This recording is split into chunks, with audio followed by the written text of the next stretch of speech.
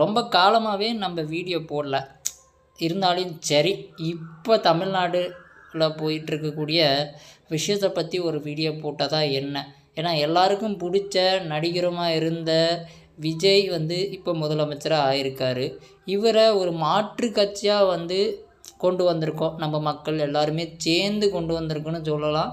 ஆனால் அது உண்மையிலேயே வந்து ஒரு மாற்றத்துக்கான முன்னேற்றமாக இருக்குமா, இல்லை மாற்றத்துக்கான பின் ஏற்றமாக இருக்குமா அப்படின்றத பொதுவாக மக்களுடைய மனசுலேருந்து என்ன நினைக்கிறாங்க, அண்டு அரசியல்வாதிகளுடைய எண்ணத்துலேருந்து என்ன நினைக்கிறாங்க அப்படின்றத நான் பொதுவாக சொல்கிறேன். ஓகேங்களா? இது என்னுடைய கருத்து கிடையாது, இப்போவே சொல்லிக்கிறேன்.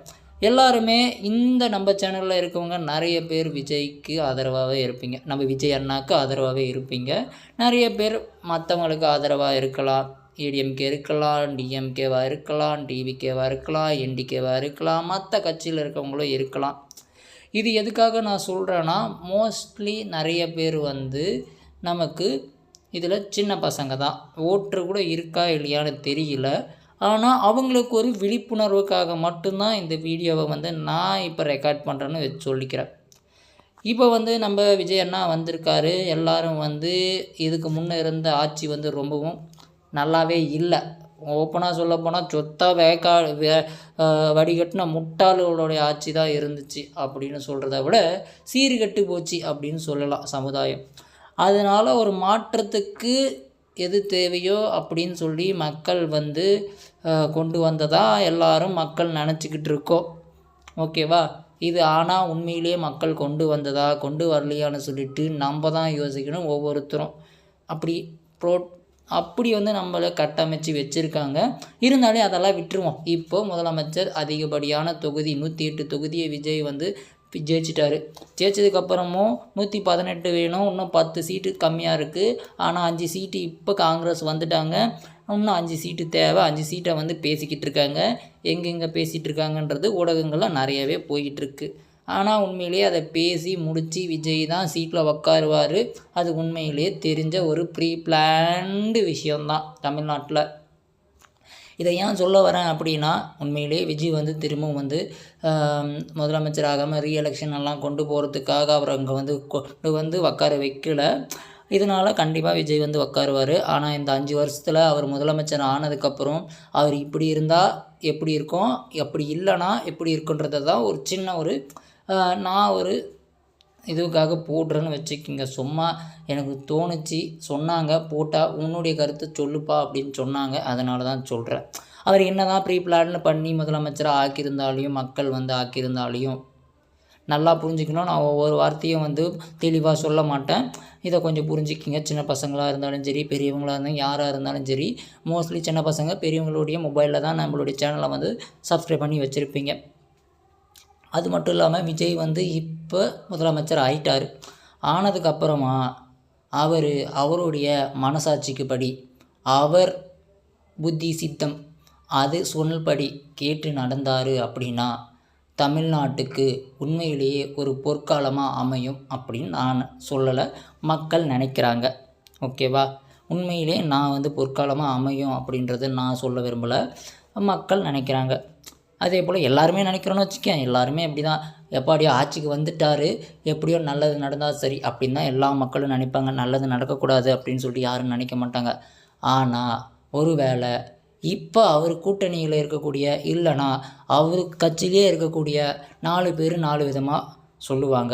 ஒரு விஷயத்தை எடுத்தாங்கன்னா ஒரு விஷயத்த ஒரு சட்டமாக கொண்டு வரலாம் அப்படின்னு விஜய் சொல்கிறாரு, முன்மொழிகிறாரு அப்படின்னா அது நல்லதாகவே இருக்கும் எதுக்கு மக்களுக்கு. ஆனால் மற்றவங்க எல்லோரும் இது தேவை கிடையாது, இது எதுக்கு பண்ணிக்கிட்டு, இதனால் இவ்வளோ நடக்கும் அவ்வளோ நடக்குன்னு போர்ட்ரேட் பண்ணி, அதாவது மேலே சொல்லி அவரை செய்ய விடாமல் பண்ணி அவர் ஒரு கைபொம்மையாக விற்கிறதுக்கான வாய்ப்புகள் நிறையாவே இருக்குது.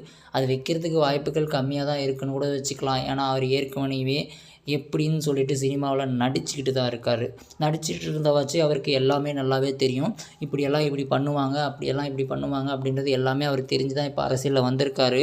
அதனால் விஜய் அவங்கக்கிட்ட ஏமாறுறாரா இல்லை அவங்கக்கிட்ட அவங்கள விஜய் ஏமாத்துறாரா அப்படின்றது அடுத்தடுத்து வரக்கூடிய நாட்கள்லேயோ அடுத்தடுத்து வரக்கூடிய வருடங்கள்லேயும் தான் தெரியும்.